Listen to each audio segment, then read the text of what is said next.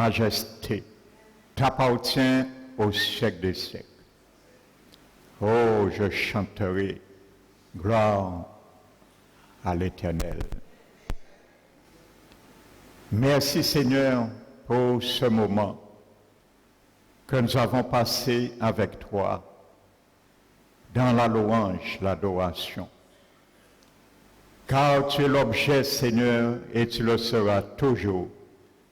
L'objet, Seigneur, de notre présence dans ce lieu.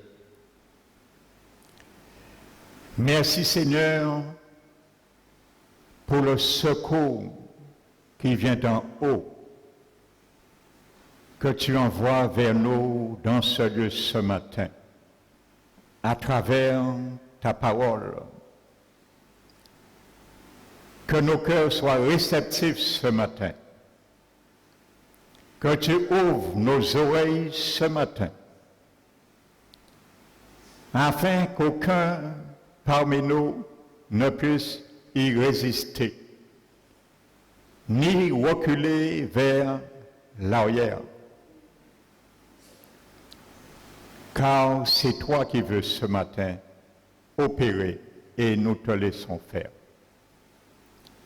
Je ne suis ce matin, et je te donne gloire pour cela, qu'un instrument entre tes mains. Je m'abandonne, esprit, âme et corps, pour recevoir de ton onction qui vient de ton esprit, qui est en moi, mais qui sera sur moi ce matin, pour me donner, Seigneur, la révélation de ta parole, car c'est elle qui éclaire les cœurs. Pour que chacun de nous sortions ce matin dans ce lieu, bénis par l'éclaircissement de la lumière qui est dans ta parole. Merci Seigneur. Je prends autorité ce matin dans ce lieu. Au nom puissant de Jésus-Christ, de lier tout esprit de sommeil et de distraction. Je prends autorité au nom de Jésus de chasser dans ce lieu tout esprit qui s'élève contre ta volonté de ton œuvre ce matin. Merci Seigneur.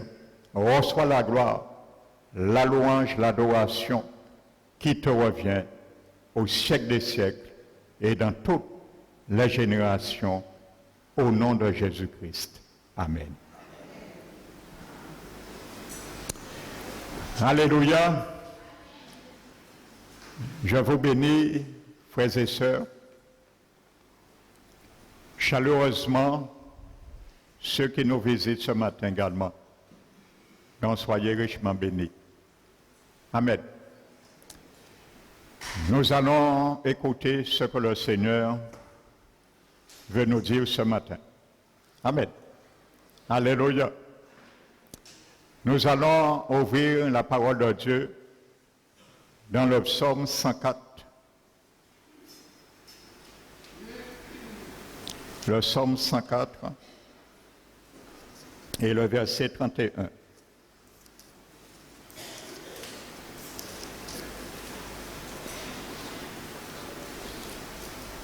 Psaume 104, verset 31.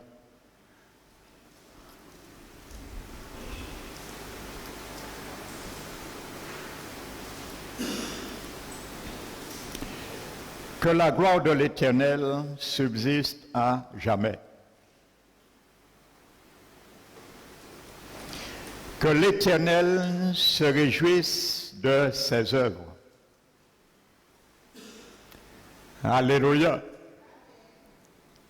Ce sera l'introduction du message ce matin. Que l'Éternel se réjouisse de ses œuvres. Amen.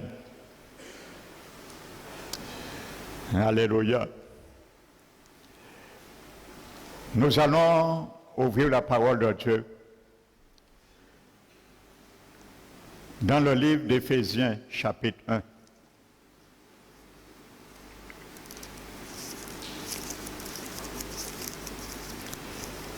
L'Épître aux Éphésiens, le chapitre 1. Regardons ce que Dieu nous dit par la bouche de l'apôtre Paul. Verset 5-6. Dieu nous a prédestinés dans son amour à être ses enfants d'adoption par Jésus-Christ, selon le bon plaisir de sa volonté, pour célébrer la gloire de sa grâce, dont il nous a favorisés dans le bien-aimé. Ça veut dire Jésus-Christ. Amen.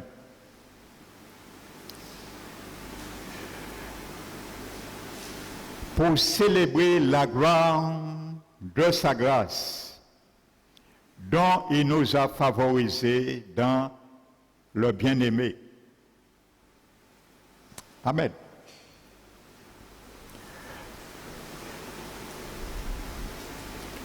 Et prenons également le chapitre 2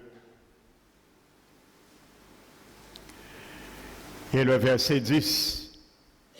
Éphésiens 2 et verset 10.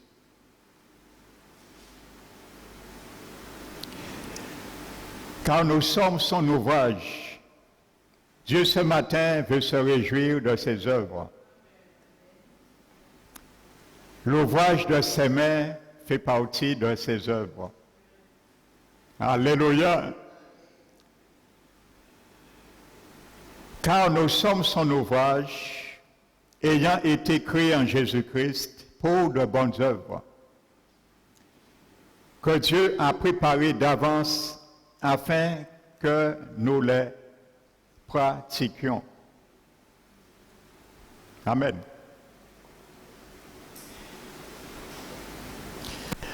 Je reviens à Éphésiens chapitre 1 et le verset 6. Pour célébrer la gloire de sa grâce, dont il nous a favorisés dans le bien-aimé. Amen.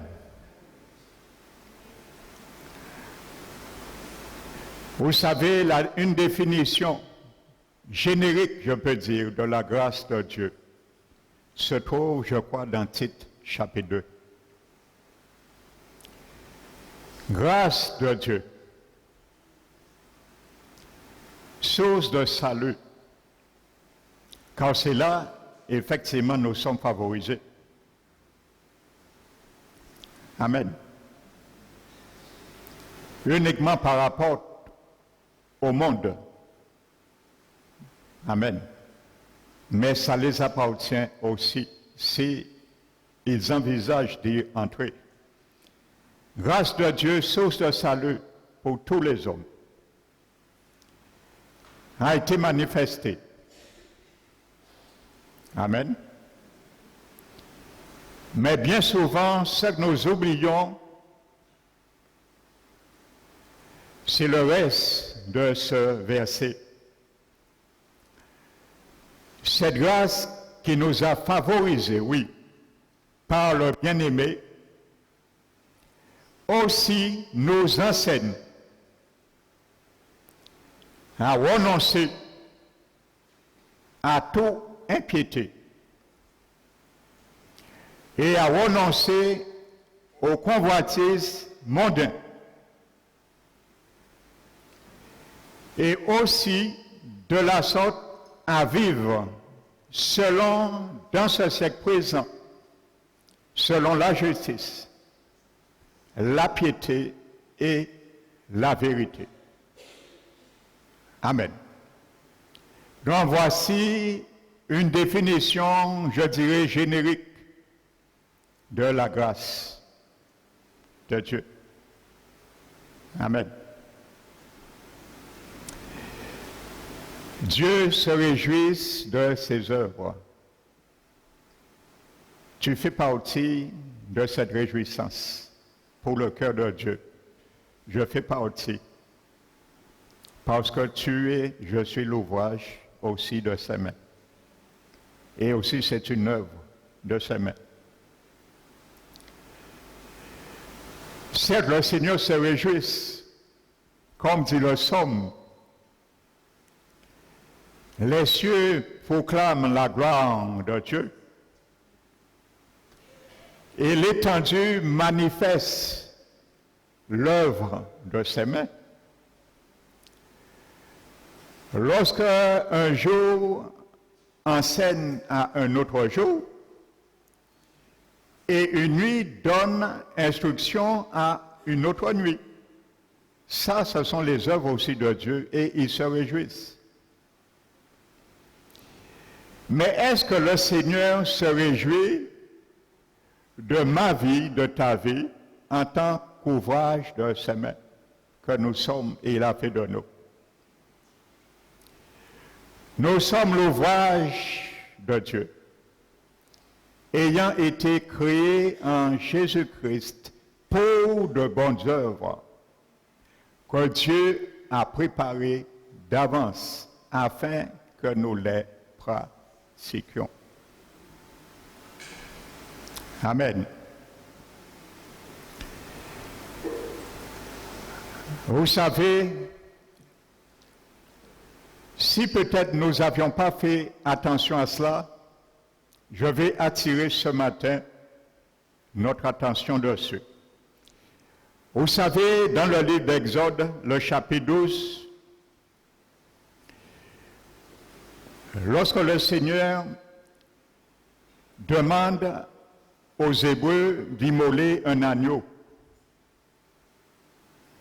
afin d'asperger le sang sur les linteaux et les poteaux de chaque maison, afin d'être protégés.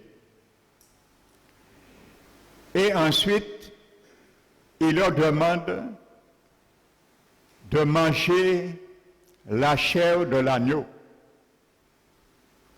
Amen. Le sang de Jésus, c'est une chose, il nous sauve.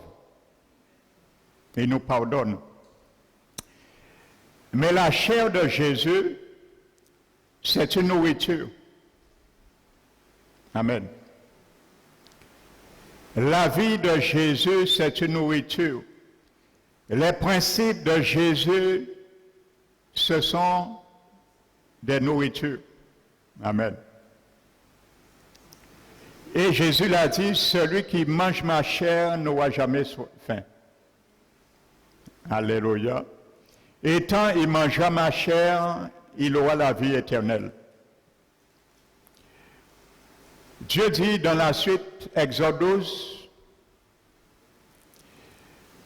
en ce qui concerne la chair de l'agneau, qu'il devait le manger ni cuit. Demi-cuit, ça veut dire cru. Amen. L'idée hébraïque, cru. Amen. Dieu n'avait pas encore donné de loi. Amen. Concernant les lois des animaux. Il devait le consommer, le manger, ni demi-cuit, au cru, ni bouilli. Mais il devait le manger rôti par le feu. Amen. Nous pouvons comprendre, vous savez, manger la chair de l'agneau, cru, demi-cuit. C'est un agneau qui a été moulé sans souffrance. Et il n'y a pas de souffrance.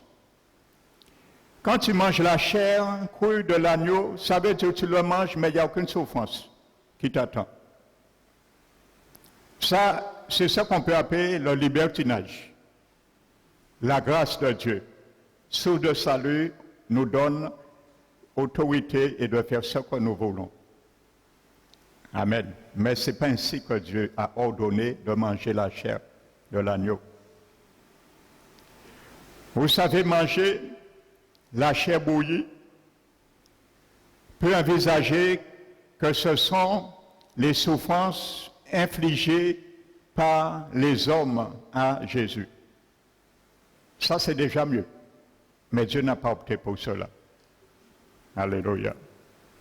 Dieu a opté pour manger la chair rôtie dans le feu.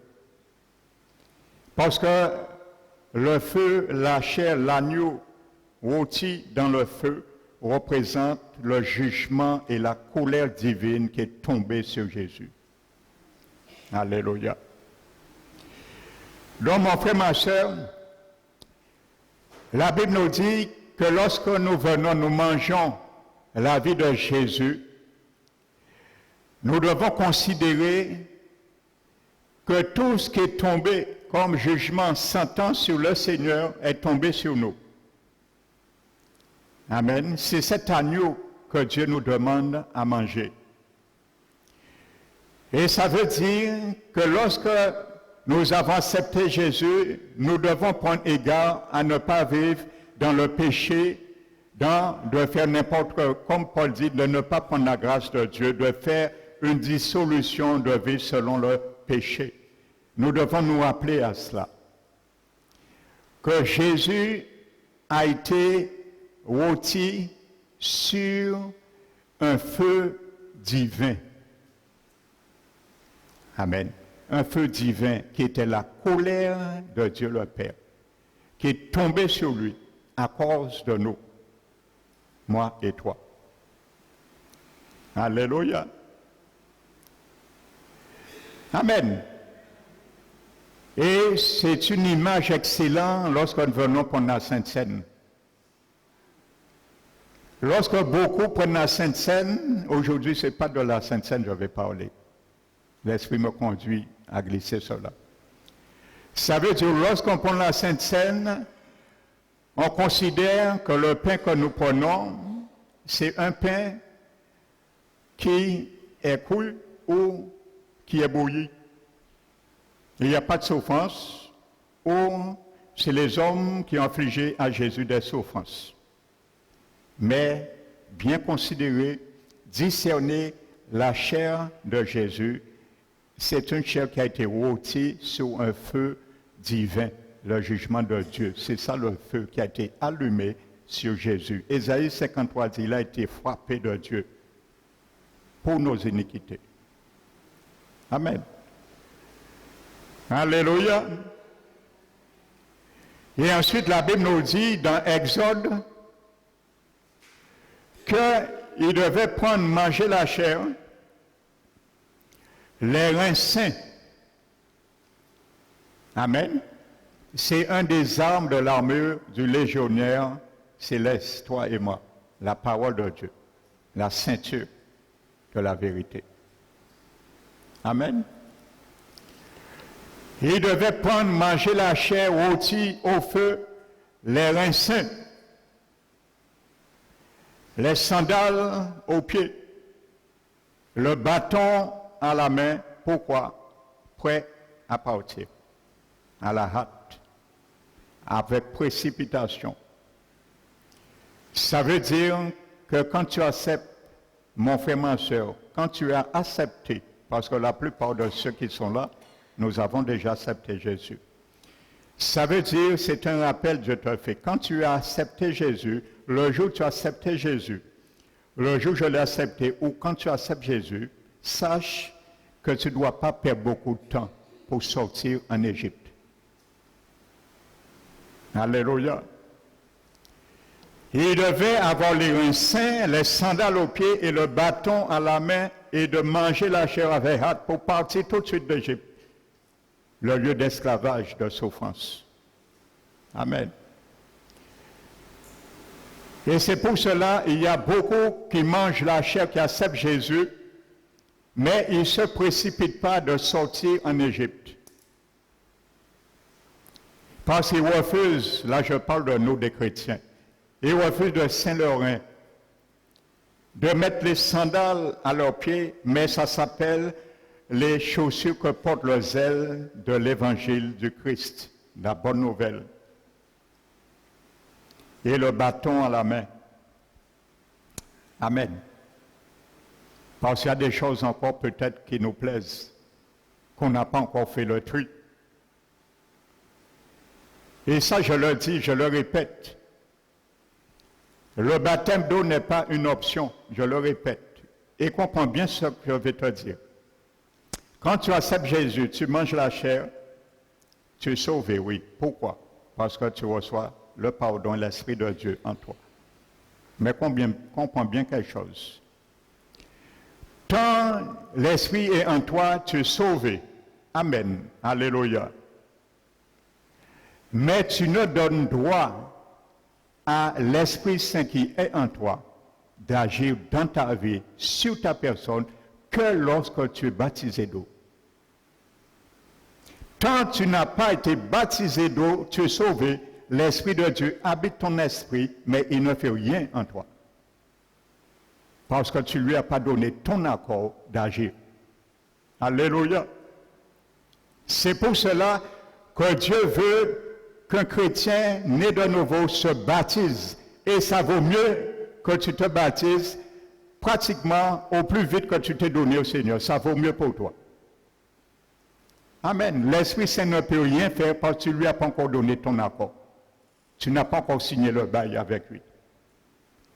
Il est là, il attend que tu signes le bail pour lui qu'il agit.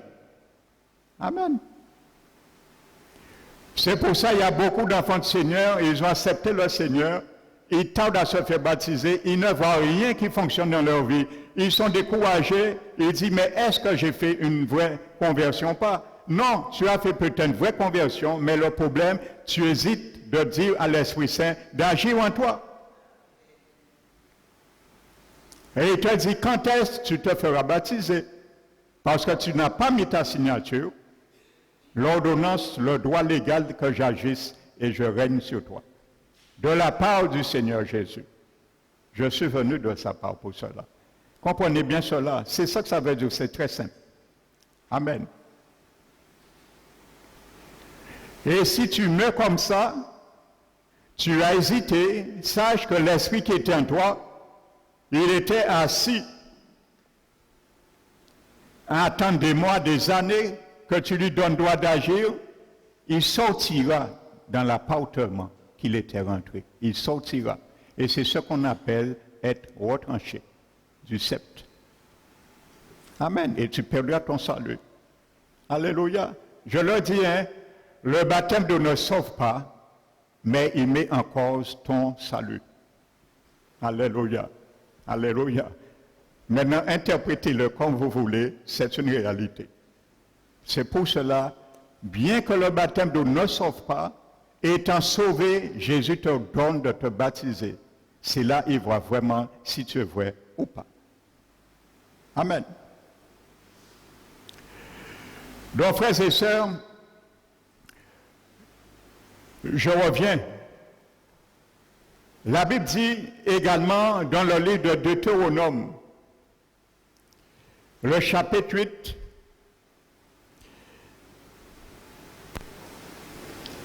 que Dieu a dit à Israël, aux Hébreux, que je vais vous faire entrer dans un bon pays, Canaan.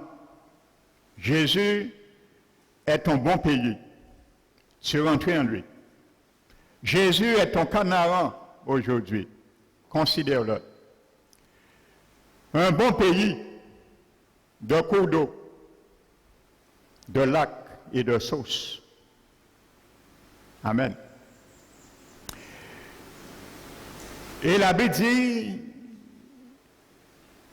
que ce pays, ces cours d'eau, ces lacs, boivent l'eau de la pluie du ciel. Je viens tout à l'heure sur cela. Amen. Mais là, je veux mettre l'accent. La Bible nous donne dans l'ordre les choses de l'Ancien Testament sont écrites pour nous servir d'exemple. Et il y a un ordre, frères et sœurs, bien chronologique. et ce n'est pas irréfléchi. La Bible dit que lorsqu'ils rentreront dans ce bon pays, pays qui aura le froment, le blé, premièrement. Deuxièmement, l'orge. Troisièmement, la vigne. Quatrièmement, l'olivier, grenadier, lait et miel. Vous voyez, frères et sœurs, la première chose, la Bible montre, c'est le froment, le blé.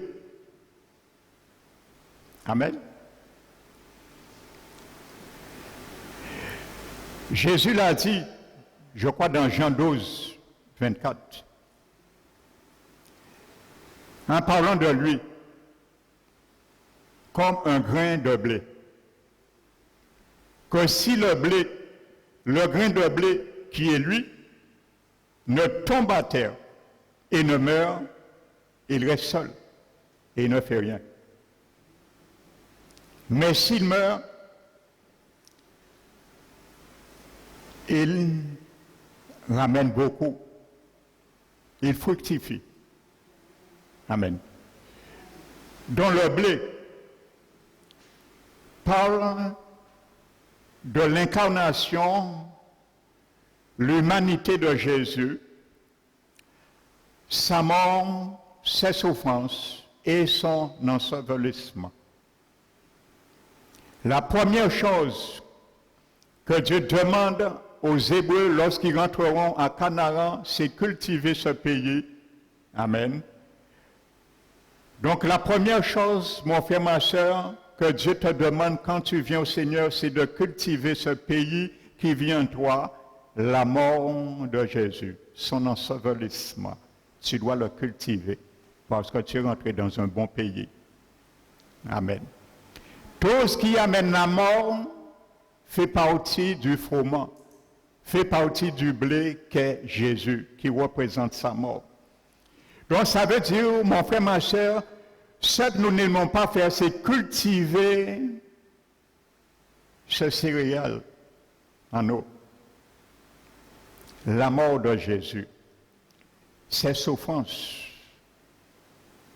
Amen, ça fait partie du blé. Son ensevelissement, nous devons le cultiver parce que nous sommes entrés dans ce pays. La première chose, la mort. Alléluia. Et ensuite, la Bible nous dit, il y a l'orge. Amen.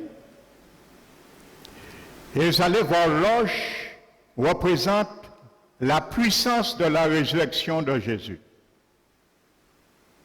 Avant la résurrection, il faut la mort. Si tu ne cultives pas la mort que Jésus a portée dans nos situations, dans nos vies, tu ne pourras pas cultiver la puissance de la résurrection. Et il y a un ordre. Alléluia. Amen. Et il y a beaucoup parmi nous, nous voulons cultiver, pas même cultiver, moissonner les œuvres de la puissance qui viennent de la puissance de la résurrection de Jésus, mais il y a le froment avant. L'orge succède le froment. Le blé précède l'orge. Il y a un ordre. Vous voyez, il y a toujours un ordre dans les choses de Dieu. Le bon pays, le froment, il faut le cultiver. C'est un céréal qu'on a trouvé. Il faut le cultiver. Et tout ce que nous devons cultiver est en Jésus. Il nous apprendra comment mourir à nous-mêmes. Il nous apprendra comment triompher lorsque nous passons dans la vallée de Baca, la vallée des épreuves, des souffrances, des lamentations. Il est passé par là. Il nous apprendra à cultiver cela en lui. Alléluia. Parce qu'il est en nous avec toutes ces céréales. Alléluia. Il est le bon pays. Dis à celui qui est à ton côté, tu es au bon endroit. Parce que tu es dans un pays. Ce pays, c'est Canaan. Et il s'appelle Jésus de Nazareth. Alléluia. Alors tu as tout intérêt à cultiver les céréales de ce bon pays. Alléluia. Amen. Donc vous comprenez, frères et sœurs? Et maintenant, il va t'amener à la gloire. Alléluia. Mais il faut passer avant et il y a un ordre. Je ne vais pas m'étendre. Il y a la vigne après. Alléluia. Le vin. Et il y a l'olivier, l'onction. Amen. Donc je vais m'arrêter sur ces deux aspects. Le blé et l'orge. L'orge, c'est une dimension, une typologie de la résurrection de Jésus. Parce que dans Lévitique 23, notez, en Israël, il y avait 3 saisons de récolte. La première des céréales qui mûrissaient avant, c'était l'orge. Et dans Lévitique 23, Dieu disait, prescrivait à Israël, quand vous serez rentrés dans le pays, lorsque vous aurez la moisson, vous apporterez la première gerbe, c'était l'orge, gerbe d'orge, au sacrificateur qui agitait, tournoyait devant l'Éternel pour l'agréer. Nous savons que Jésus a été le premier, ça représente sa résurrection. Amen. La Bible nous le dit, Jésus a été ressuscité comme il fait le jour et comme c'était pratiqué. Amen. Donc Jésus aussi représente la puissance de sa résurrection, l'orge. Amen. Et nous savons aussi dans Jean chapitre 6, je crois, 6, lorsque Jésus prêchait, il y avait près de 4000 personnes. Et à un moment donné, ils ont faim, la nuit tombe. Et Jésus dit de donner à manger, aller chercher à manger. Il dit, mais nous n'avons rien. Et il y avait un enfant qui avait 5 pains et 2 poissons. Et Jésus le multiplie. Mais il n'y a pas de hasard. Notez bien, lisez, vous allez voir que la Bible dit que c'était 5 pains fins, pas avec du blé. Il y avait des pains qui étaient faits avec du blé, mais il y avait des pains qui étaient faits avec l'orge. Vous allez lire, il est bien précisé, spécifié que c'est des pains d'orge. Alléluia! Si tu veux manger le pain d'orge, la puissance de la résurrection de Jésus, il faut cultiver le blé aussi avant. Alléluia! Et regardez, lorsque le Seigneur nous fait rentrer dans la puissance de sa résurrection, il y a toujours un reste pour que tu puisses subvenir à tes besoins, dans toute situation. Et il y avait 5 pains, et il est resté 12 pains, plus que ce qu'il y avait au départ. Amen. 12 paniers, un panier pour chaque apôtre. Alléluia. Amen. Donc, frères et sœurs, comprenons bien ça. Alléluia. Amen. La mort, la résurrection. Donc, c'est ça que nous devons entretenir. Et pour entretenir ce terrain, ce pays bon de Canaan, nous avons besoin d'une substance qui est l'eau. L'eau est capitale pour cela. Et c'est ça que nous allons voir. Amen. Donc le Psaume 131 nous dit que Dieu tire gloire par ses œuvres. Il se réjouira. Il sera satisfait. Quel est le plus grand dessein pour nous que de satisfaire le cœur de Dieu? Prenons, frères et sœurs, Ésaïe.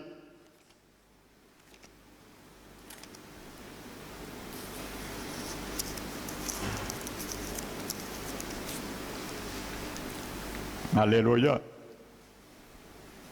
Vous savez, je crois que c'est dimanche dernier, notre frère, au soir, vendredi, dans la prière, je crois que c'est dans l'enseignement dimanche, notre frère Fabrice a fait mention d'Ésaïe 55. Et vous savez, j'avais déjà envisagé ce message préparé en partie. Quand j'ai entendu le frère prendre ce message, j'ai dit, Seigneur, tu es grand, ton esprit parle. On ne s'était ni concerté, ni accordé sur ça. Amen. Alléluia. Ésaïe 55, ça veut dire qu'il y a vraiment un message ce matin pour toi et moi à travers Ésaïe 55. Et le Seigneur veut parler. Amen. Ésaïe 55.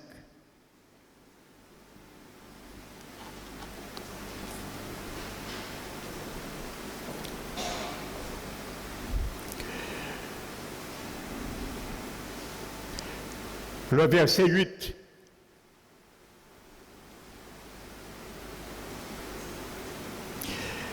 Car mes pensées, je prends le verset 8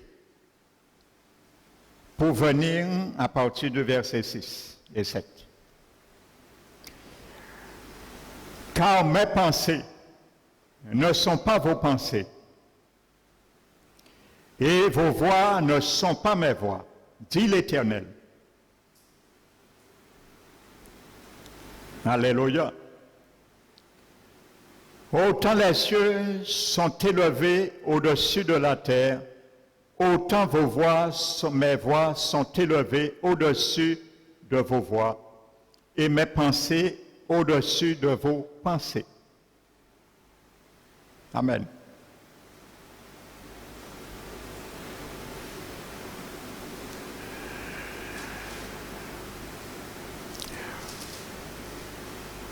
Vous savez, pour bénéficier de cela, Dieu va envoyer par un moyen ses pensées et ses voix dans nos vies, sur nos vies, du haut des cieux. Amen.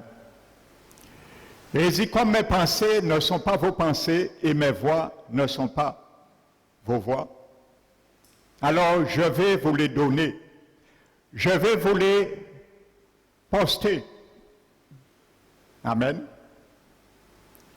Alléluia.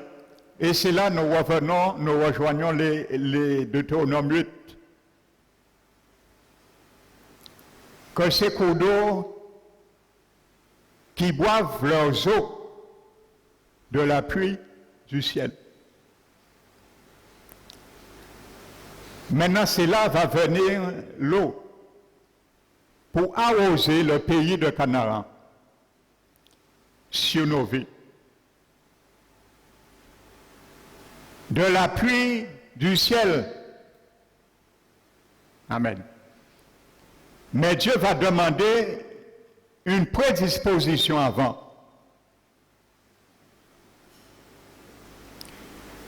Et c'est ce qu'il dit au verset 6. Cherchez l'Éternel pendant qu'il s'y trouve. Ce n'est pas aux païens que l'Éternel parle là, à son peuple. À toi et à moi ce matin, Dieu parle, frères et sœurs. Pourquoi Dieu nous demande de chercher l'Éternel? Il est en nous. Pourquoi nous allons le chercher ailleurs? Parce que parfois nous perdons, nous égarons notre boussole. Parfois nous perdons notre GPS, qui est Jésus. Donc il faut le chercher. Le Seigneur n'arrive plus à nous capter dans certaines voies. Le GPS est troublé. Il y a interférence. le Seigneur n'arrive pas à nous voir. Vous savez, quand il y a souillure, il y a poussière, le Seigneur commence à mal voir. Alors lui, il nous dit, comme lui ne peut pas nous voir, je stigmatise, hein? Dieu voit. Comment tu dis ça, ma soeur? Il y a 11 aiguilles à don barigoudon. Voilà. Il voit tout. Mais comme lui, il ne peut pas aller là dans le péché, alors lui dit, il nous dit nous de revenir à lui. Ça vaut mieux. Il nous dit de faire le geste plutôt. Et il nous dit, cherchez l'Éternel pendant qu'il s'y trouve. Amen. Et invoquez-le tandis qu'il est prêt. Il y a un moment, Dieu est prêt à écouter. Ça veut dire qu'il y a un moment, il n'est plus prêt à écouter. Et il y a beaucoup dans la Bible, il y a des gens qui ont joué avec la grâce de Dieu, mais au moment qu'ils voulaient invoquer Dieu, Dieu n'était plus prêt. Il était trop tard. Et il y a Saül, et il y a Samson. Et il y a d'autres. Amen. Ils n'ont pas invoqué l'Éternel pendant qu'il était prêt. Mais quand la maison avait déjà tout brûlé, il était trop tard pour appeler le pompier. C'est fini trop tard. Tout est déjà brûlé. Tout est déjà carbonisé. Et il n'y a rien à sauver. Il faut appeler avant. Amen. Et pour cela, il dit que le méchant abandonne sa voie. Mais on n'est pas méchant dans la maison de l'Éternel.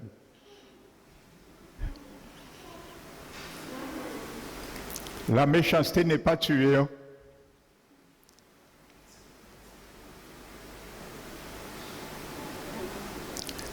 Que le méchant abandonne sa voie. Le méchant, c'est celui qui dit non à Dieu.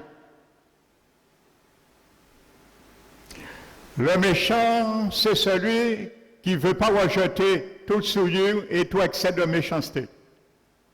Dans le peuple de Dieu, parmi le peuple de Dieu, ça c'est un méchant. Le méchant, c'est celui qui rejette les préceptes de Dieu. La science de Dieu, ça c'est un méchant. Le méchant, c'est celui qui se soulève contre les choses de Dieu lorsque ça lui déplaît. Lorsque Dieu découvre la poussière qui est sur sa vie. Et avant de pousser l'enterrer, il veut tirer. Amen. C'est pour cela l'apôtre Jacques le dit, hein, rejetant toute souillure et tout excès de méchanceté. Aux chrétiens qui parlent. Rejetant toute souillure et tout excès de méchanceté. Recevez avec douceur. Parce que allons voir, ce qui demande à recevoir vient de l'eau de la pluie du ciel. Recevez avec douceur la parole qui a été plantée en nous et qui peut sauver notre âme. Vous avez déjà médité sur cela? Comment Dieu dit de recevoir une parole qui est déjà plantée en nous? Recevez la parole qui est plantée en vous.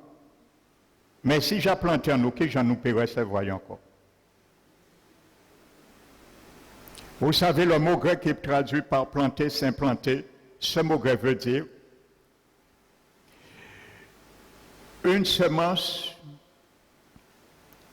qui ne peut se développer que lorsqu'elle a trouvé ses racines.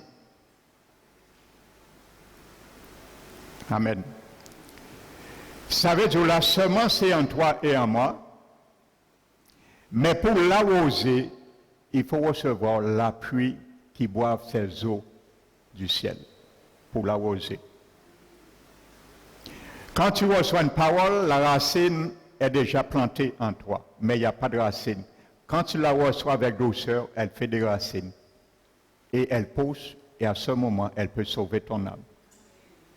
C'est ça que ça veut dire. Alléluia. Amen. Mais ce qui empêche bien souvent que cette semence, la parole, fasse ses racines, c'est les œuvres de la chair qui nous habite. Amen. Paul l'a dit.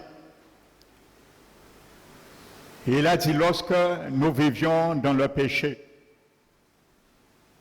lorsque plutôt nous vivions dans la chair,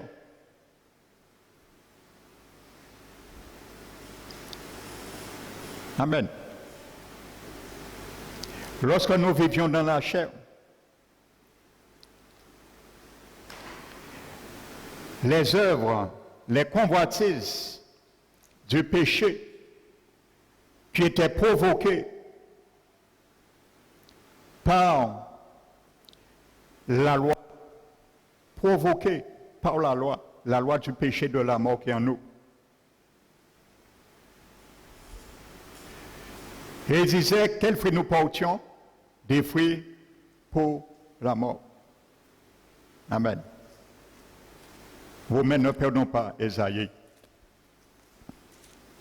Romains 7.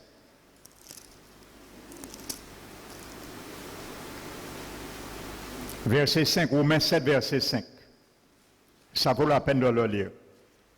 Car lorsque nous étions dans la chair, les passions des péchés provoqués par la loi agissaient dans nos membres, de sorte que nous portions des fruits pour la mort.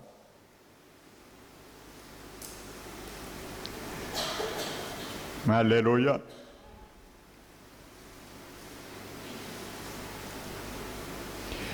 Dans le grec, le génitif dans la chair est instrumental et non locatif.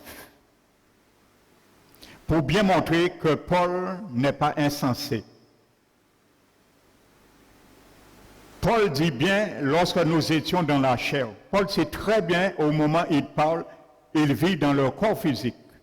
Donc ce n'est pas de la chair ce qui est là qu'il parle. Il y a deux mots grecs pour cela. Ça c'est soma. Mais il parle d'un autre mot grec, saos. C'est une noix. Une source. Dans le grec, le génitif dans la chair est instrumental. Il décrit le principe et non locatif. Si c'était dans le grec un génitif locatif, ça veut dire que Paul parlait de notre chair physique. Ce n'est pas ce qu'il parle. Amen. Tu as une chair physique. J'ai une chair physique, mais il y a une loi qui s'appelle aussi chair et qui incite mon membre de mon corps physique à pécher. C'est ce que ça s'appelle la chair. Amen. Alléluia. Donc c'est ça qui nous empêche. Parce qu'il y a une loi qui est attachée. Amen. Donc, revenons à Jérémie, Ésaïe 55. Il dit que le méchant abandonne sa voie et d'homme d'iniquité ses péchés. Amen. Qui retourne à l'Éternel, qui aura pitié de lui, à notre Dieu qui ne lasse de pardonner. Et c'est là, il dit, car mes voies ne sont pas vos voies, et mes pensées, vos pensées. Amen.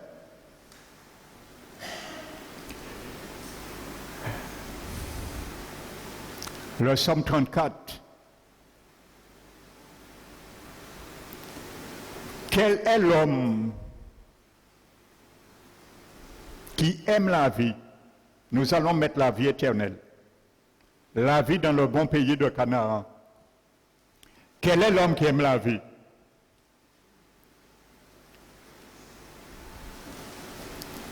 Et qui voudrait la prolonger. Pour quel but? Pour jouir du bonheur. Tu aimes la vie éternelle qui est en toi? J'espère que tu ne veux pas la perdre. Moi non plus. Quel est l'homme qui aime la vie éternelle que Dieu lui a donnée? Quelle est la femme qui aime la vie éternelle que Dieu lui a donnée? Dans le grec, c'est anthropos, hein, je le précise pour l'homme qui est là, hein, anthropos dans l'hébreu. Il veut dire l'être humain. Femme, homme, compris. Le mot anthropos. Amen. Ce n'est pas l'être masculin, c'est l'être humain. Il y a un autre mot pour cela, pour les dissocier, lorsque Dieu fait la différence entre l'homme proprement dit et l'être humain, qui est traduit toujours homme. Amen. Parce que ça amène confusion parfois. Donc, et qui voudrait la prolonger pour jouir du bonheur. Amen. Pourquoi nous ne jouirons pas du bonheur? C'est dans cet objectif que Dieu nous le demande. Eh bien, donne aussi cela.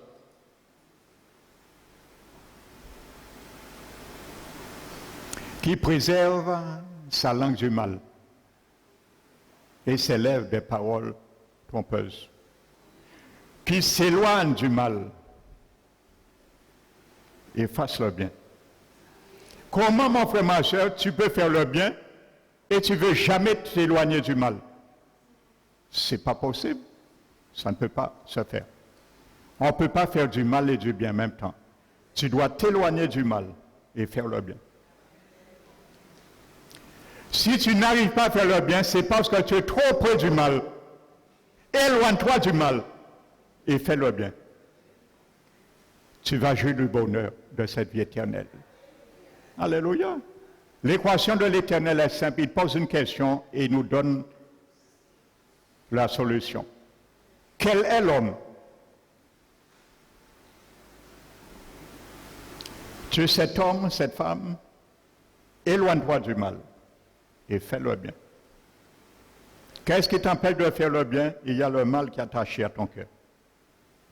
Et ça, c'est la méchanceté du cœur. Donc, nous pouvons être appelés méchants devant Dieu, même si nous sommes ses enfants.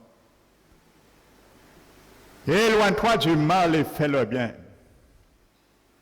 Recherche et poursuis la paix. À ce moment, oui, nous allons jouir du bonheur.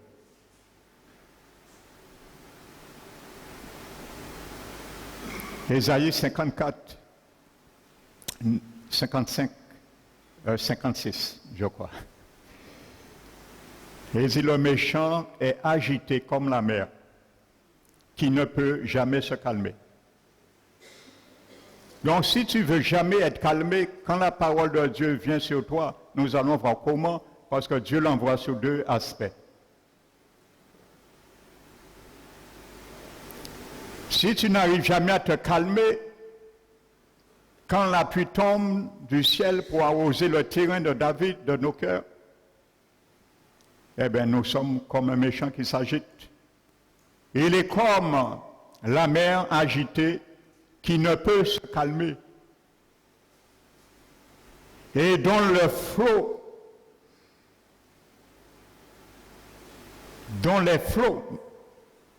soulèvent la vase et le limon. Et il y a point de paix pour le méchant, dit mon Dieu, le prophète qui l'a dit. S'il n'y a pas de paix, nous ne pouvons pas jouir du bonheur. Alléluia.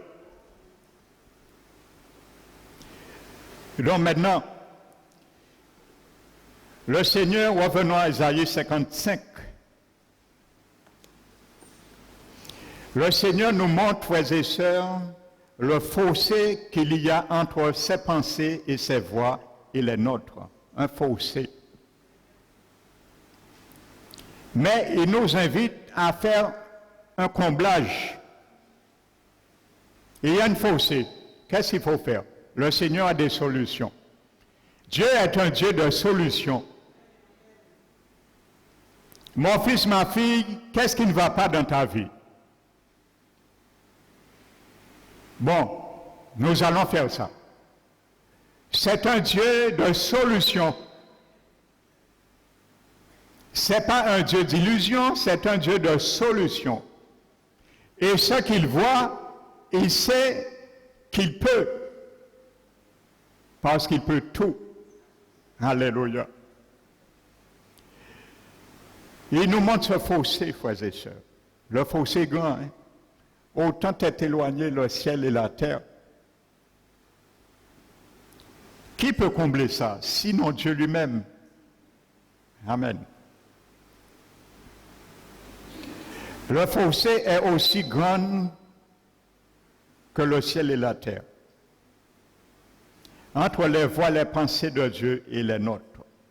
Donc maintenant, comment nous pouvons les combler? Le Seigneur pourvoit la solution. C'est dans le verset 10 et 13. Amen.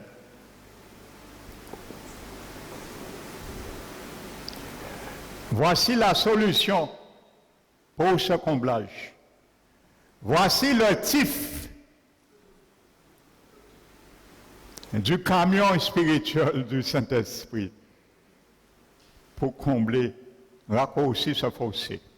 Mais si nous n'arrivons pas à le combler à 100%, mais moi Dieu voit, nous avons quand même participé à ce travail. Et c'est ce qu'il veut et qu'il envisage pour toi et moi. Voilà comment le Seigneur va le faire maintenant. Parce qu'il a dit, revenez à moi. À l'Éternel, votre Dieu, qui ne cesse de pardonner. Comme la pluie et comme la neige descendent des cieux.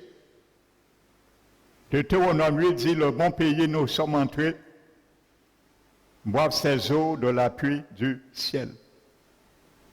Amen. Voici une concrétisation de ce verset.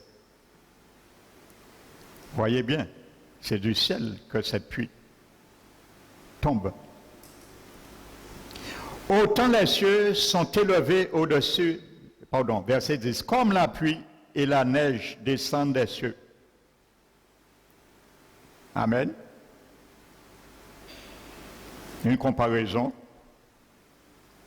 Et il y a trois choses. Un comparé, un comparant et troisième chose, un comparatif.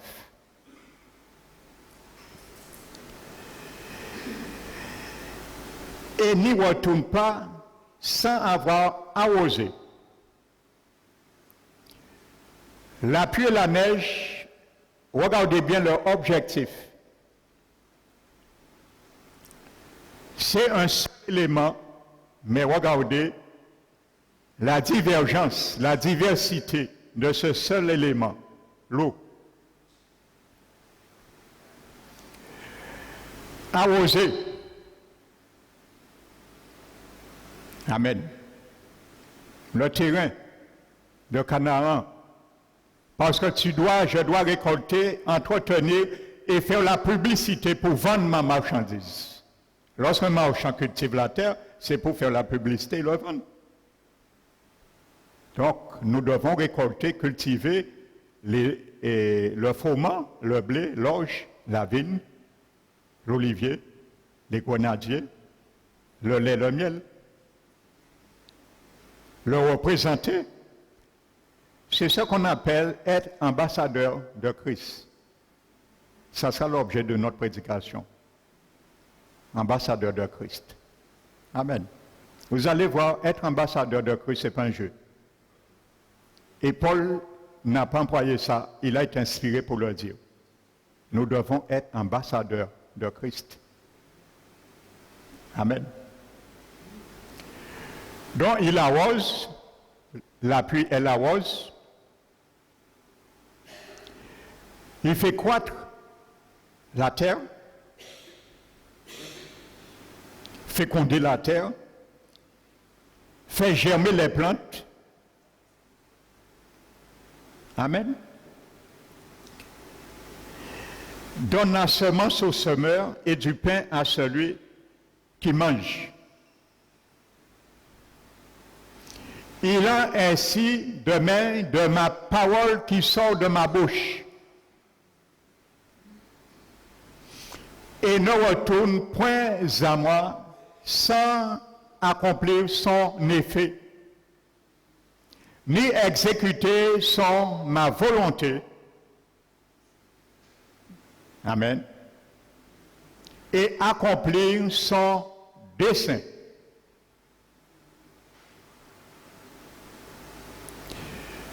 Donc le Seigneur nous communique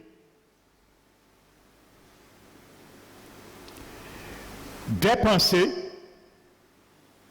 et des voix du haut des cieux par sa parole qui descend.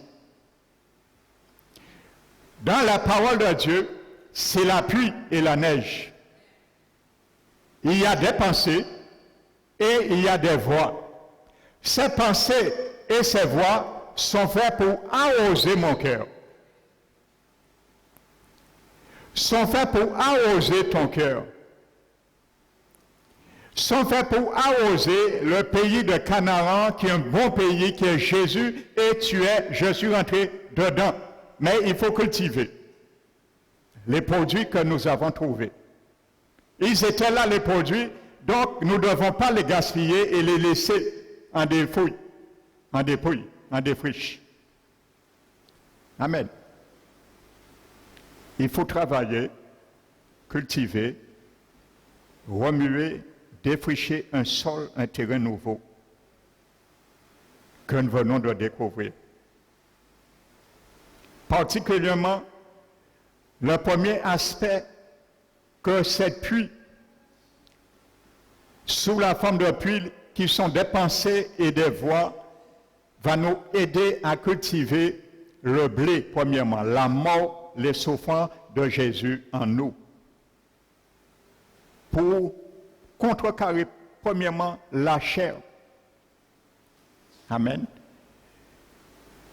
Cette loi qui régit nos vies, qui est la chair, qui est dans notre chair physique. Ensuite, cultiver la gloire de Jésus dans nos vies, qui se manifeste par l'orge de la puissance de sa résurrection, qui est limitée. Il y a tout pleinement dans ce céréal, mais il faut le cultiver. Mais dans l'ordre. Amen. Dieu ne nous a pas dit d'aller cultiver la vigne avant de cultiver le blé. Nous devons cultiver le blé avant d'essayer de cultiver la vigne. Nous aimons trop boire le vin avant d'aller dans le blé. Et il y a trop de difficultés à semer, cultiver, moissonner dans le blé. Amen. Alléluia. Et si nous voulons aller consommer aussi dans l'olivier, l'huile d'onction, il faut passer aussi avant par la mort. Alléluia. Ne faisons pas un désordre, une désorganisation dans les choses de Dieu, comme un jour Gédéon l'a fait dans Juge 6. Il était en train de battre le froment, le blé, dans un pressoir. Un endroit inapproprié, mais par peur, crainte des Amalécites. Amen. Amen. Chaque chose a sa place, bien définie. Amen. Donc, voyez, frères et sœurs, Dieu envoie ses pensées et il envoie ses voix sous forme pluie et neige, et qui est sa parole. La parole peut venir sur nos vies, sur nos cœurs comme de la pluie, et il peut venir aussi sur nos cœurs comme de la neige. Mais ça change rien pour Dieu parce que c'est la même substance. Vous savez, nous le savons, ceux qui ont fait la physique, que l'eau passe en 3 phases. Les jeunes, première phase, l'eau. Ah bon, il n'y a aucun jeune pour répondre, liquide. Deuxième phase, solide.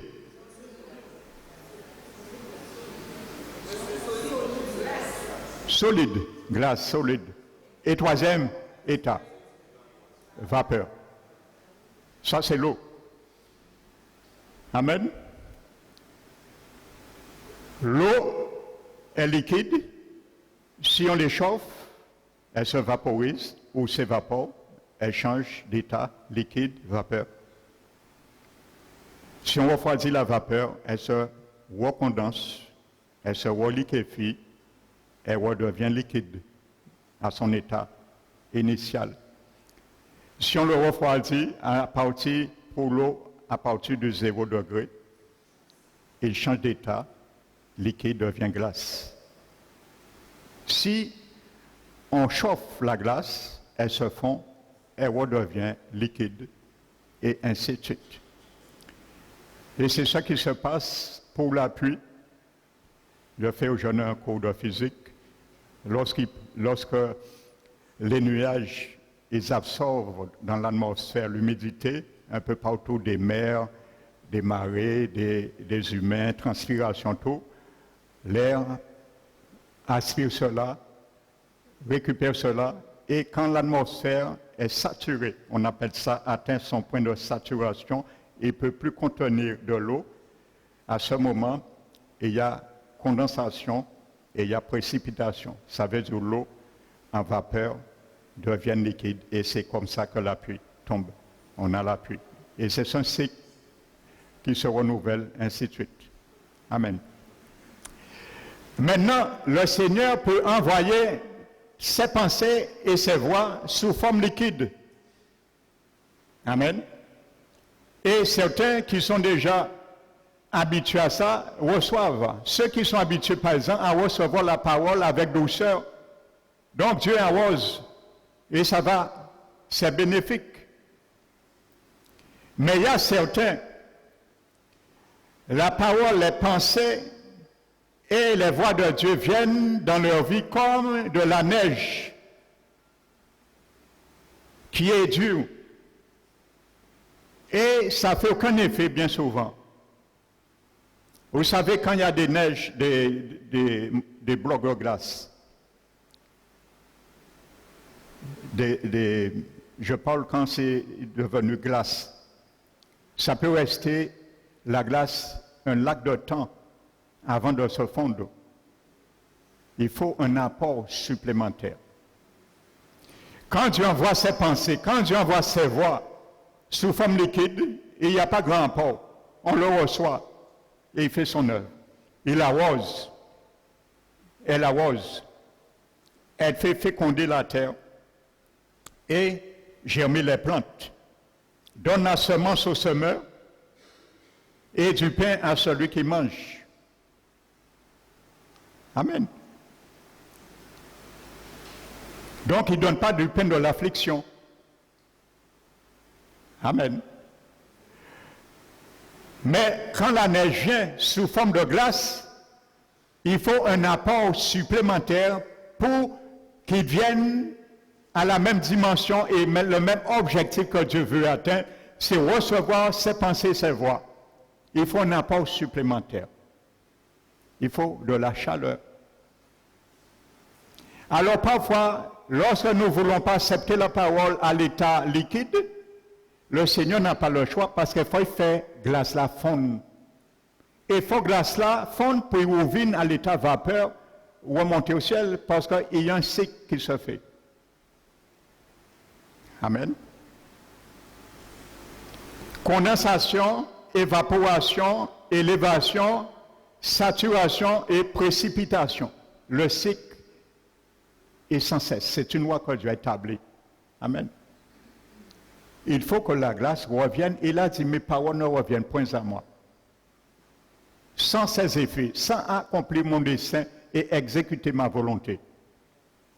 Amen.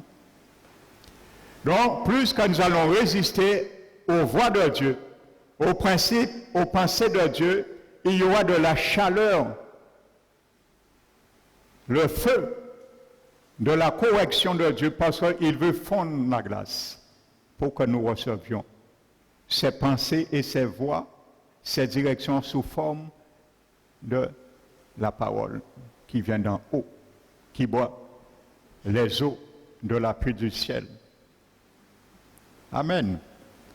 Donc mieux vaut accepter de boire la parole sous forme d'eau et ne pas attendre qu'elle vienne sous forme de neige. Parce que nous pouvons quand même. Parce que le Seigneur qui fait fondre et qui met le feu, un appoint de feu, il faut une chaleur supplémentaire pour que l'eau puisse fondre et rentrer, avoir le même effet sous forme d'eau. Amen. Donc, il fait descendre, nous avons dit, ses pensées et ses voix du ciel par la parole. C'est la parole qui apporte les voix, c'est la parole qui apporte les pensées de Dieu. Amen.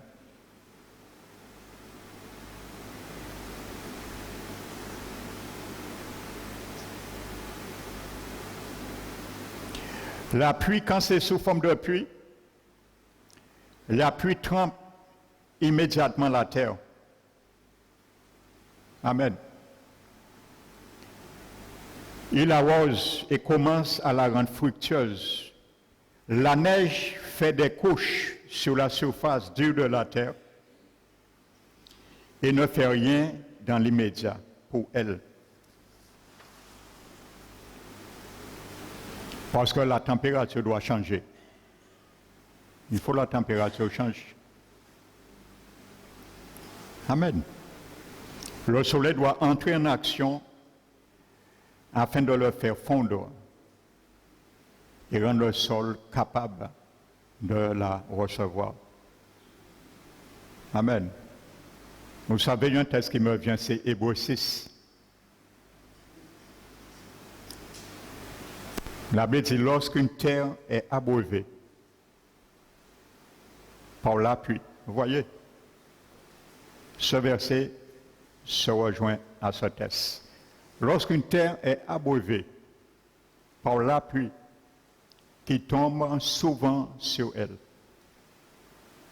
l'objectif des pensées de Dieu et ses voies, c'est abreuver nos vies, abreuver nos cœurs, abreuver nos pensées et abreuver nos voix, afin que nos pensées et nos voix deviennent comme celles de Dieu.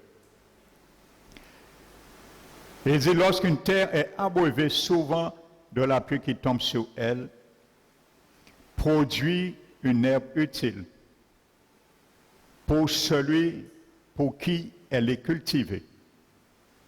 Sur le cœur qui a laissé la pluie abreuver sous forme liquide, son cœur savait. La Bible dit, elle participa à la bénédiction de l'Éternel. Amen. Et cette personne pourra dire, j'aime la vie et je vais jouir du bonheur en la prolongeant. Amen. Mais, la Bible dit, si malgré ce terrain, il ne produit pas une herbe utile, mais produit des ronces et des charbons. Voyez, quand la pluie du ciel vient sous forme liquide, Dieu voit que ton cœur produit quand même ça, du charbon et des ronces. À ce moment, il va envoyer la neige. Amen. Il va mettre un petit appoint de feu pour fondre la glace et nous permettre d'obtempérer. Mais d'ici elle produit des ronces et des charbons, elle est réprouvée et prête à être maudite. Et finalité, on finit par mettre le feu. Alors mieux vaut accepter la chaleur quand la parole, les pensées et les voix de Dieu nous soient communiquées sous forme de neige. Mieux vaut accepter la chaleur complémentaire que se trouver dans le feu final. Et pour les chrétiens, à Hébreux 6. Donc ce n'est pas un jeu.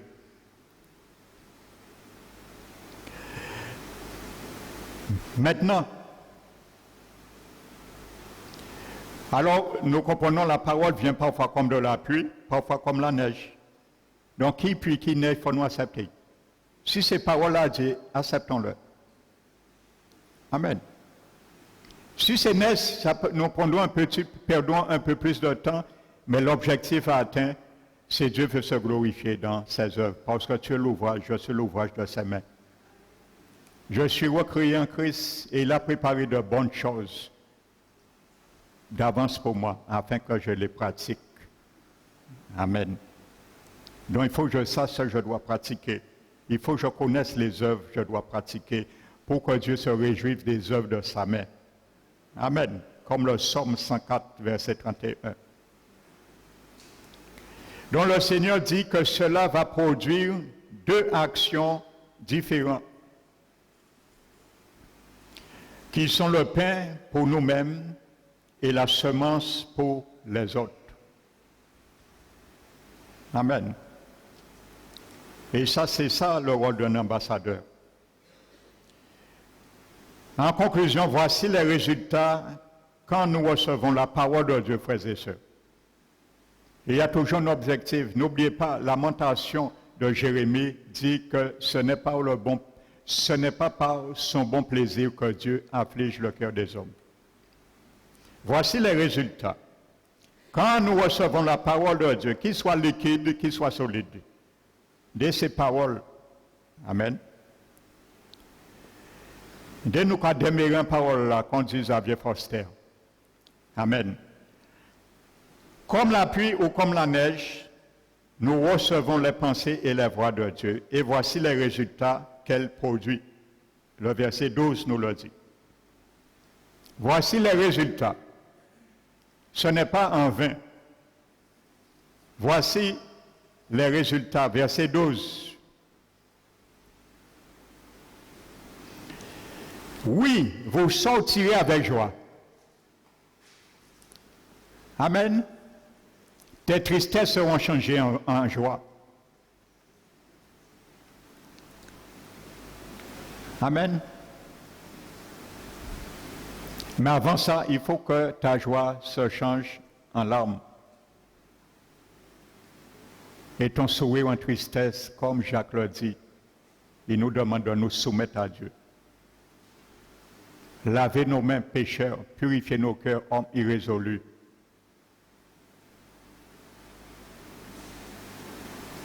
Soyez dans le deuil et dans les larmes. Que votre triste joie se change en pleurs, en larmes et votre sourire en tristesse. Après, notre tristesse se changera en joie. Il nous promet la joie. Et vous serez conduits en paix. La paix. La joie, la paix. Et on donnera louange à ta vie. À ce moment, le Seigneur se réjouira de ses œuvres que tu es, parce que tu donneras louange à son Saint-Nom. Amen.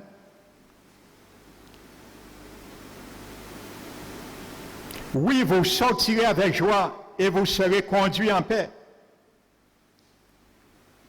Amen. Mais avant tout ça, il faut accepter les pensées, les voix de Dieu. Ne jalousons pas ceux qui sont dans la joie et dans la paix, parce que tu ne sais pas comment le Seigneur l'a brisé pour qu'il puisse recevoir ses pensées et ses voix, que ce soit en parole, en pluie ou en neige. Alléluia.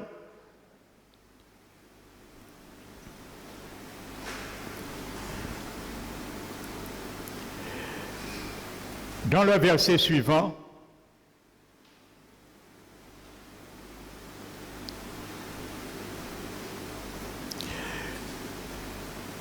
Dieu décrit la fertilité. Amen. Continuons le verset 12. Nous n'avons pas terminé le verset 12. Les montagnes et les collines éclateront d'allégresse devant vous. Les montagnes que tu n'as pas pu bousculer, ils te barraient ton avancement. Les montagnes qui m'empêchaient d'avancer dans ma bénédiction parce qu'il y avait une cause. Quand il y a une montagne qui se dresse devant nous, cherchons la cause. Est-ce que c'est de nous-mêmes ou est-ce que c'est Dieu qui veut nous faire passer au-delà? Ou c'est nous qui avons mis cette montagne? Les montagnes et les collines éclateront d'allégresse devant vous. Amen. La louange, ceux qui t'abaissaient, ils te calomniaient, avaient un regard hautain contre toi. Ils vont donner gloire au Seigneur. Ils vont dire, ouais, mon nasa n'a pas consenti qu'on ait les, sont notre monde. Les montagnes et les collines éclateront d'allégresse devant vous. Et tous les arbres de la campagne battront les mains. Alléluia. Voici ce que Dieu veut faire pour toi et moi, mon frère, ma soeur. Amen. Alléluia. Les situations qui nous tenaient captifs, esclaves, vont capituler. Alléluia, c'est ce que ça veut dire. Amen. Et le verset suivant, en conclusion, le verset 13, décrit la fertilité. Au lieu de l'épine, s'élèvera le cyprès. Au lieu de la ronce, croîtra le myrrhe. Amen. Il y aura donc un changement dans ce qui est produit. Il doit y avoir un changement. Quand l'eau de la parole est acceptée, arrose nos cœurs, fait croître les semences, germer, les semences c'est quoi? C'est le blé, l'orge, la vigne, l'olivier, les grenadiers de pays de Canaan. Lorsque l'eau fait germer cela, frères et sœurs, il y a un renversement de la situation. Amen. Parce qu'un cœur endurci porte des fruits, mais un cœur ramolli porte aussi d'autres sortes de fruits. Il y a un renversement de la situation. Tant que quelqu'un ferme son cœur, il reste endurci. Et c'est la neige qu'il a besoin. Dureté, là, Dieu met la parole comme un marteau.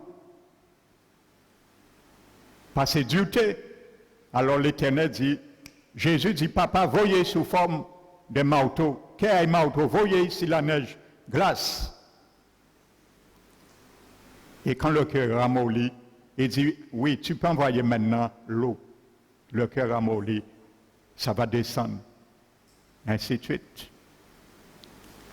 Amen. il y a un renversement, un changement dans ce qui est produit. Tout ce que Dieu veut faire dans ta vie, dans mon cœur, doit produire un changement. C'est ce qu'il vise. Il veut tirer gloire à son nom. Alléluia. Habituellement, il y avait des buissons et des ronces. Maintenant, il va y avoir du cyprès et du myrrhe. Les buissons et les ronces sont stériles, secs et ne sont d'aucune utilité. Par contre, le cyprès et le myrrhe sont de beaux arbres qui donnent de l'ombre et qui commencent à transformer le paysage naturel du désert. Amen. Ta vie va commencer à se transformer, à se métamorphoser. Tu étais toujours, on va te voir toujours souriant, métamorphosé. Au lieu de buisson, le ronce, le cyprès et le myrrhe.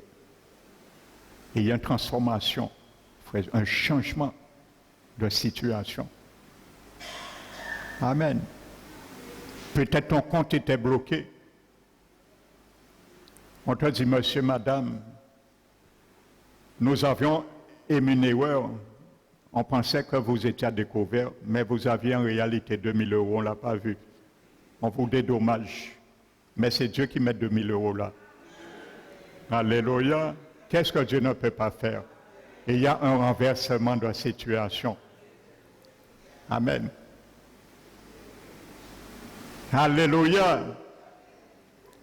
Le cyprès et le myrrhe sont de beaux arbres qui donnent de l'ombre et commencent à transformer le paysage. C'est celles qui t'en voulaient. Ils vont venir prendre de l'ombre sous tes ailes. Ils vont dire, tu sais, je t'en voulais, mais je regrette. Parce que je comprends, je conçois, c'est moi, je me faisais mal en t'en vouloir. Mais maintenant, je vois, tu es épanoui, donne-moi un conseil. Comment me sortir dans la situation? Ils viendront sous ton ombrage, parce que c'est des arbres qui donnent de l'ombre. Alléluia. Alléluia. C'est ce que Dieu fait. N'oubliez pas ce qu'il avait dit à Jérémie, je crois, chapitre 29. Alléluia. Cherchez d'attirer le bonheur de ceux que j'étais emmené en esclave. Priez à l'Éternel en leur faveur, car ton bonheur dépend des siens. Alléluia.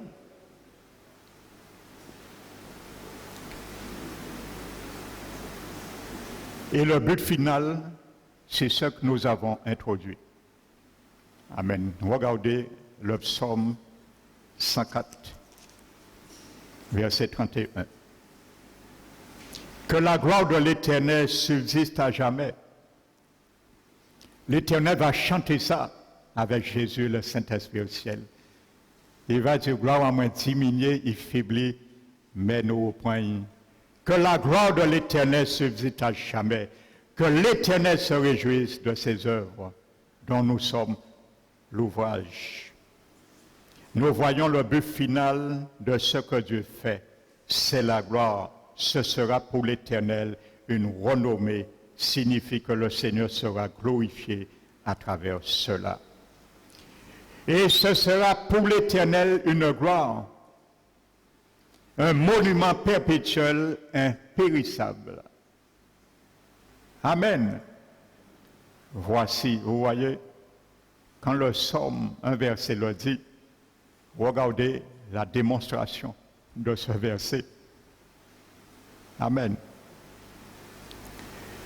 Mais il y a, en conclusion, un tel homme, une telle femme,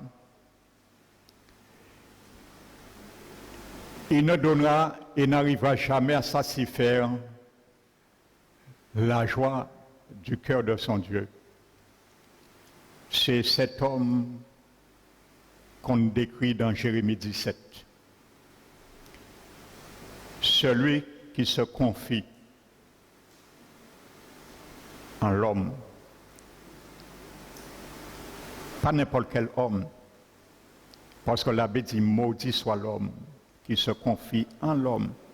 Mais l'homme qui prend pour son appui, pas Dieu, mais sa chair. Et tu peux prendre aussi comme appui ta propre chair. Ce que Paul décrit dans Romains 7, verset 5, nous avions vu entre autres. Amen. Lorsque nous étions dans la chair, les passions du péché qui étaient conduites par la loi agissaient dans nos membres et produisaient en finalité des fruits pour la mort. Vous voyez, des fruits pour la mort. Tu présentes des fruits pour la mort.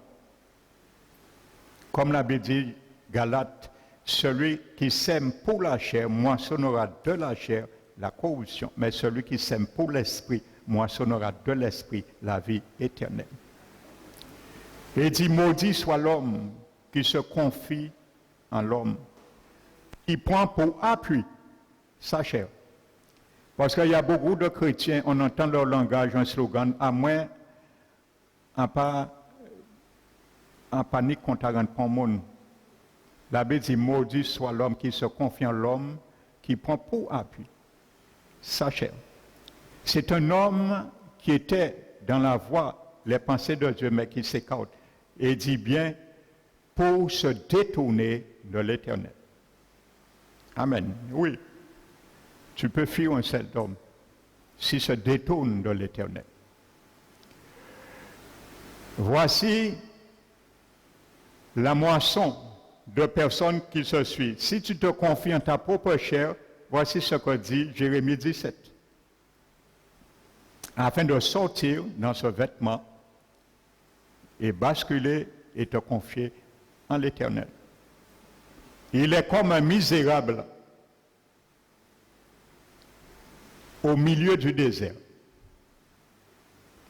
Et il ne voit point arriver le bonheur. Le bonheur vient, quand il va saisir le bonheur s'évapore. Il y a beaucoup de chrétiens comme ça. On les écoute à tort et à travers, on voit chaque fois le bonheur essaie de fleurir, ça s'évapore. Pourquoi? Parce que bien souvent ils se confient en eux, en leur cœur, en leur pensée, en leur voix. Et combien de fois le Seigneur les a parlé, sermonné, ainsi de suite, mais ils ont fait qu'on y voulait. Donc ça veut dire, ils sont dans ce lot. Malheur, maudit soit l'homme qui se confie en sa propre chair. Amen. Donc on peut se laisser diriger par notre propre chair. Notre propre chair peut aussi notre propre berger. Comme dit Jérémie 50, je crois. Mon peuple est formé de brebis égarés, perdus. Leur berger les égarait. Mais bien souvent, c'est penser en nous qui berger en nous. Nous qui égarer nous-mêmes. Notre chair, bien souvent, c'est notre berger. Il nous égare et nous amène dans une malédiction. Nous, on ne veut pas conseiller là ça. C'est ça, moi, qu'à voir. Tu te confies en toi, tu es sur une malédiction. Ce n'est pas le pasteur Emmanuel qui le dit, c'est Jérémie 17. Maudit soit l'homme qui se confie en l'homme, qui prend comme appui sa chair pour se détourner de l'Éternel. Quand tu entends une parole qui concerne ta situation, Dieu envoie ses pensées, ses voix sous forme liquide ou neige, tu te détournes de l'Éternel, tu as une malédiction sur toi. Alors ne t'étonne pas que le bonheur s'évapore. Chaque fois il vient, il ne voit point arriver le bonheur. Il habite les lieux brûlés du désert, une terre salée qui n'a point d'habitants. Les habitants de Canaan ne peuvent plus être ton secours.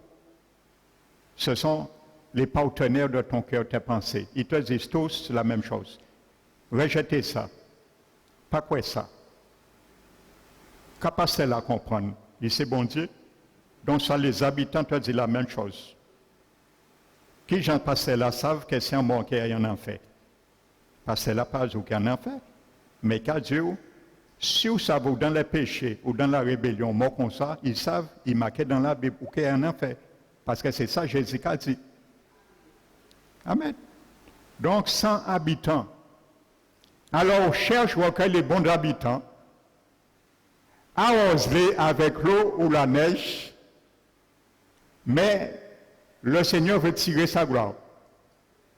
Il veut tirer gloire dans ta vie, il veut tirer gloire dans ma vie, afin que son nom soit glorifié et qu'il se réjouisse. C'est la volonté du Seigneur et ce soit également mon souhait pour toi et moi. Ce matin. Amen. Et que le nom du Seigneur soit béni. Alléluia. Nous allons